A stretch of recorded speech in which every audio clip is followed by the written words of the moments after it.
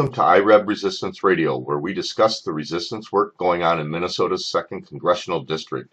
Ireb is an indivisible group formed after the 2016 election in opposition to an executive that we feared was going to do grave damage to our country. As our fears have been proven out, so has our membership grown.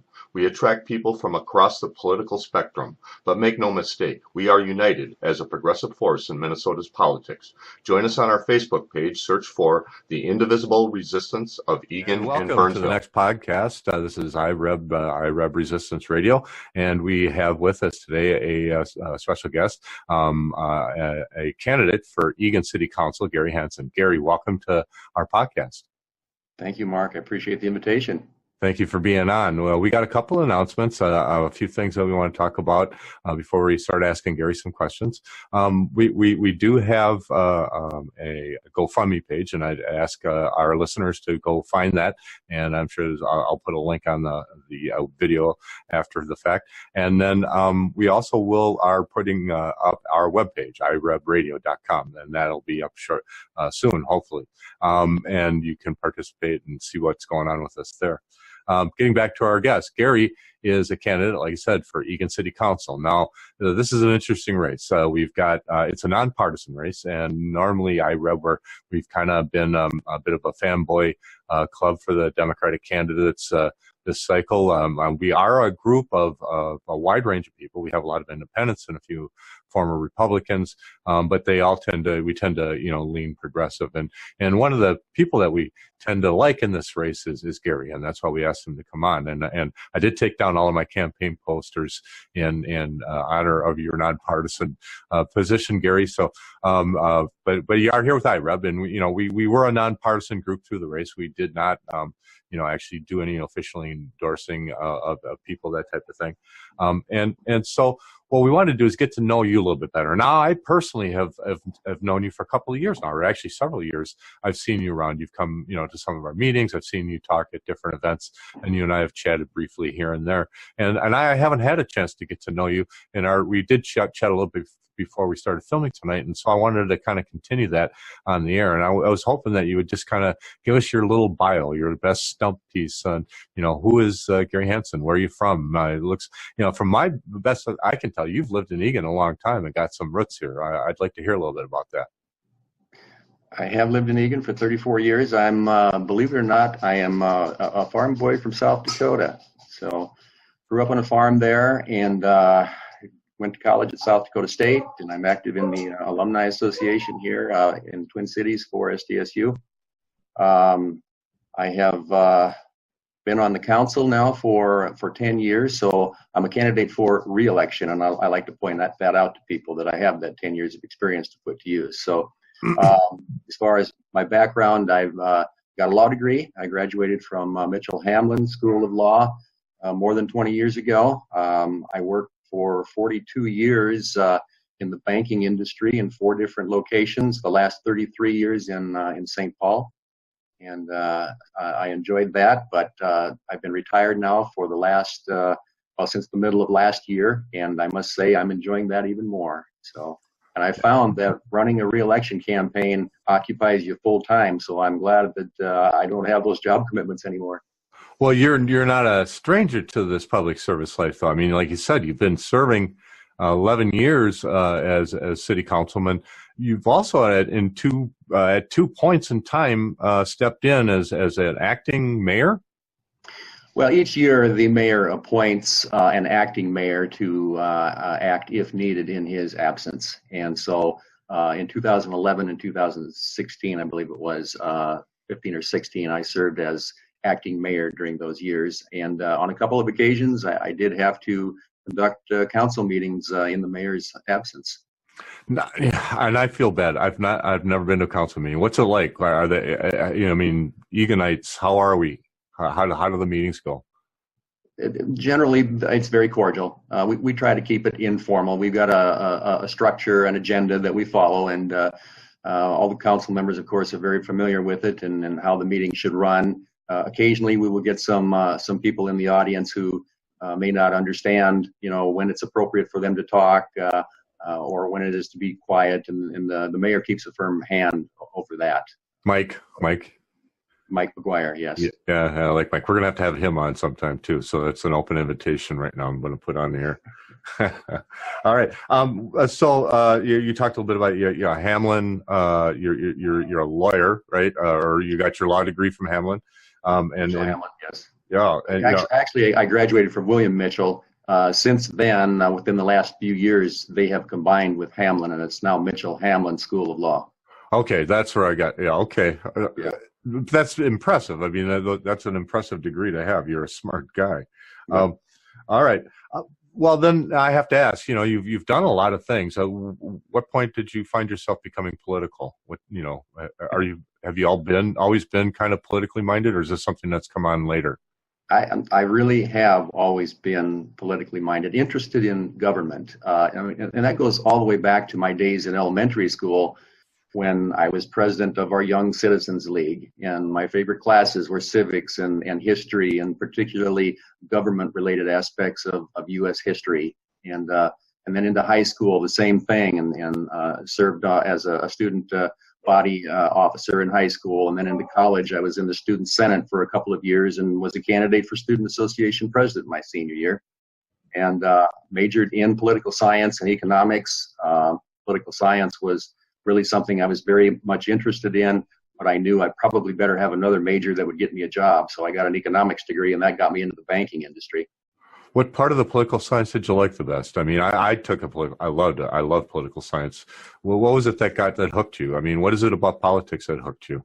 Is it the whole? I think it's the policy making, it's the philosophy. And obviously today we have two very different political philosophies. Back then, when I was in college in the 70s, and I'm aging myself there, people were more agreeable. We could talk. But I got my start in college with the Young Democrats, and I actually campaigned to get out the vote in Pierce, South Dakota, election day of 1972 for George McGovern. Wow. He was a hero of mine. Well, that's amazing. That really is amazing. All right. So getting back to mass transit. This is an issue that also is a big thing for you. I actually was reading through some of your stuff, and you've been working with mass transit, the Metro Transit Valley Authority. Our local bus service is Minnesota Valley Transit Authority, and that's a joint powers entity with other communities south of the river: Burnsville, Apple Valley, Rosemont. And we've got Savage and Shakopee and Prior Lake. I think it's 7 communities in total. And so we have gotten together to provide bus transit service for the people in our area, to and from Minneapolis and St. Paul. And we've also started some pilot projects, some demonstration projects, suburb to suburb, for which we've gotten funding from the legislature. We now connect all the way from Shakopee, the Marshall Road Transit Station, all the way up to the Mall of America and back. And that has proven to be very popular, so that people don't have to, they don't have to use that hub and spoke concept of having to go into St. Paul or Minneapolis and then back out to get to a job. Well, so where's the future going? I live in Eagan, and I love the space that we have out here, and the big wide lanes that we have, and how easy they are to care for and things to move around. But we have to plan for the future. Getting people moved around the community is where's that? I mean, is there some sort of work that's going on to prepare for that? Well, we do have a good road system here in Eagan. We're surrounded by major highways. And certainly vehicle transportation is the major mode of transportation, but we need to do something to reduce congestion on roads. It's starting to build. And what I'd like to see is, particularly with the Vikings moving into Northeast Eagan, we need to improve service to get people to that location. That's going to be a destination, not just a regional, but even wider than that. People are going to want to get there. We have to be able to manage the traffic flow, and one way to do that is with additional bus service. And so I've been advocating for that. Also, we've got some major employers in Eagan who like their employees to be able to get to them on a timely basis. And I think that we probably could use some more local routes through the MBTA to help get that done. And so those are things that I think we can look for in the future. Well, one of the things I see, that we have around the city is that that bus, that small bus that you can book that in advance to have it come to your house. I mean, that's kind of our answer. Is that very practical? Is that something that could be expanded, or is that something we need to, kind of compensate for in another way? You're probably referring to Metro Mobility, but there are also other smaller buses that provide service too. Certainly that needs to be expanded if possible. It's always a matter of funding and how do you allocate the funds that are available for transportation transit for the most benefit. And that's the battle that we continue to fight.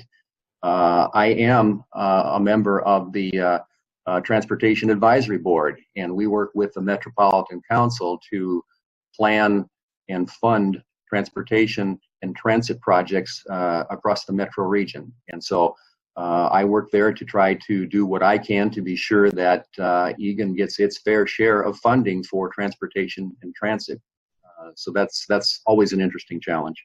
I'm sure it is. I'm sure it is. So, as far as other things too, like, the planning and taking a look at. Now, I like bicycling. And we've got some nice bike paths, but I could see a lot of room for improvement. Is that something that we could expect to see, especially, with maybe some of the new businesses we've got coming in? Can we see maybe some infrastructure improvements? Is that something that's in our future? Well, I think we've certainly got some work to do to connect the trails that we've got through Eagan and to surrounding communities. We also need to figure out how we can better use our streets. We've got this complete streets concept. Let's make the best use of our streets as we can for multimodal purposes, not just cars, but if there are appropriate places that we can share with bicyclists, we need to be able to do that too. Okay, cool. I'm actually advocating for some bike paths in my association's neighborhood too. I'd like to have them paint a little bike path right down the side of the street. We don't have a sidewalk here, so it's kind of treacherous. You can't convince your association to do that? Well, I've just suggested it at the board meeting last night, so we'll see how things go on there. Good luck.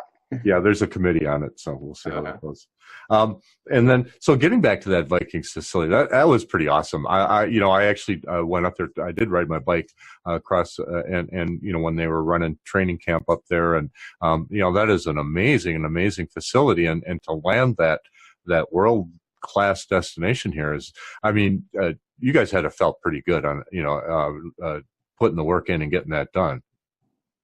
Well, at the meeting when the council approved the Vikings' original plans, I kind of jokingly made the comment, this is surreal. It's kind of like having Disney World in your backyard, and that's been picked up and repeated a few times from people who have actually been there and said, yeah, this is nice. It's going to be quite a destination. It has been already. More than 65,000 fans went to training camp over the 18 days that it was open to the public. Yeah, I was amazed at the people they were moving in and out of there. And that's the point I was going to make. Yes. They did an excellent job of getting people in and out of there. 65,000 people in those 18 days. City staff, police, and our staff did an excellent job of planning those routes and keeping traffic moving in and out. And the only obstacle that I encountered in my first visit to Vikings training camp was right there at the entry gate, where it was kind of slow. They didn't have their scanning of the electronic tickets figured out very well, but they've got that now, and so there shouldn't be any problems in the future.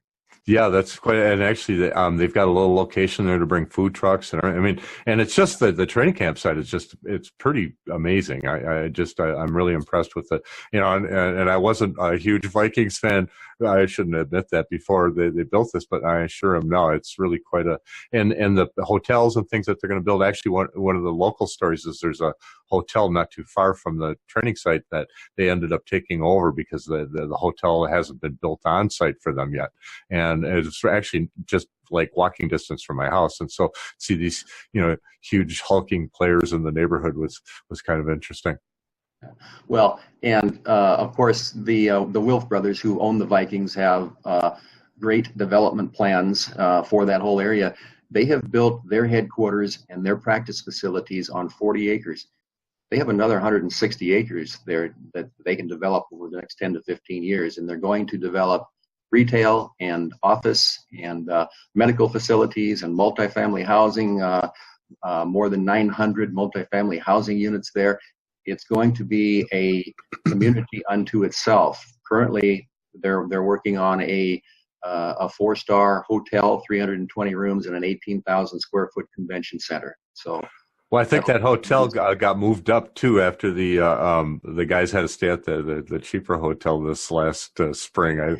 I think they're going to try to put that one full speed ahead. And they want to be able to house their players right on site there. Oh yeah, and have some. Well, it'll be nice. I'm looking forward to it. Well, that whole chunk of property now, Prime Therapeutic is building a beautiful new campus up there as well, not too far from where the Vikings are. And so, I mean, it just really, Eagan is open for business. There's some big things that are going on in here, and it's been under the current leadership and current city council team that we've been able to see some huge big things happening for our community, and I for one would like to thank you. And last time I saw Mike, and you guys are doing just a fantastic work, and it's not, go ahead.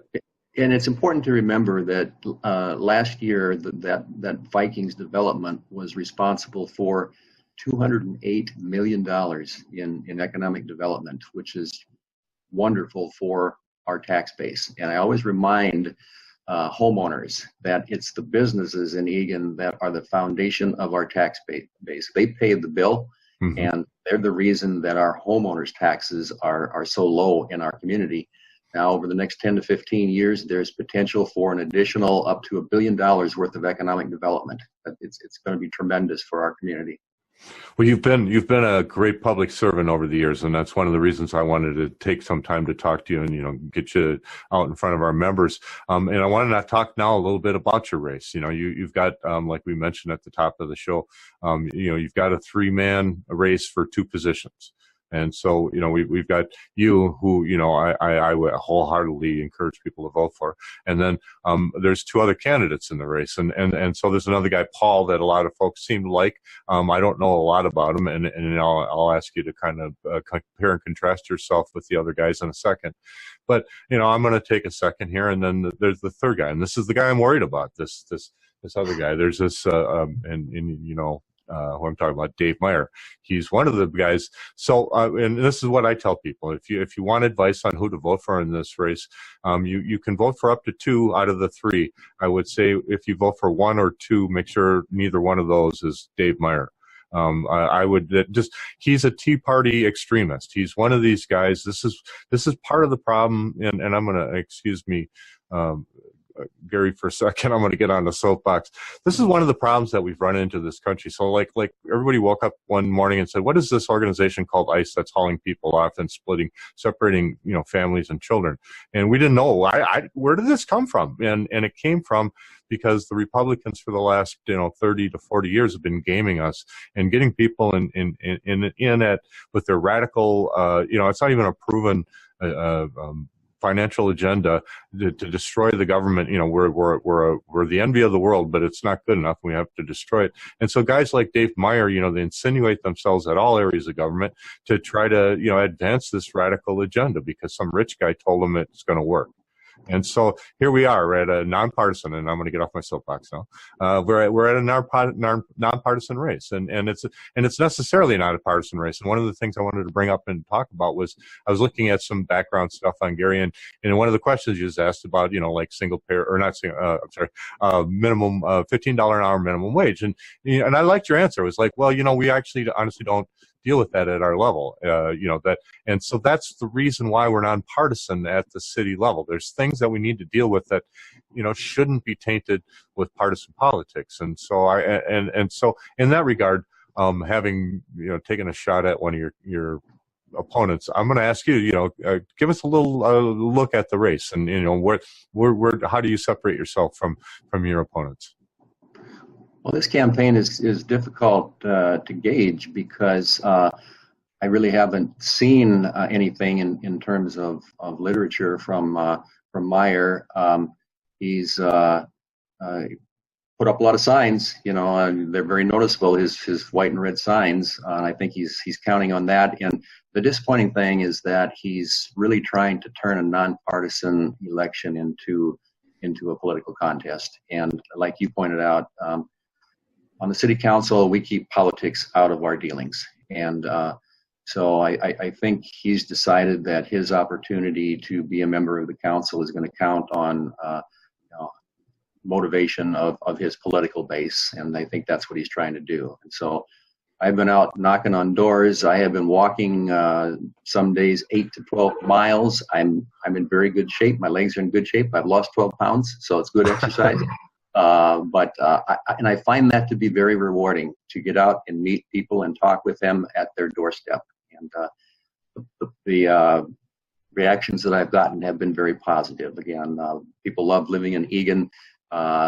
They don't have any issues. In fact, I invite them. I say, do you have any issues or concerns that you'd like to visit about? And they're surprised by that, and they kind of take a step back and say, well, I wasn't really asked that by a council member before. And no, not really. We love it here. And Meyer is saying the same thing. He loves to live in Eagan.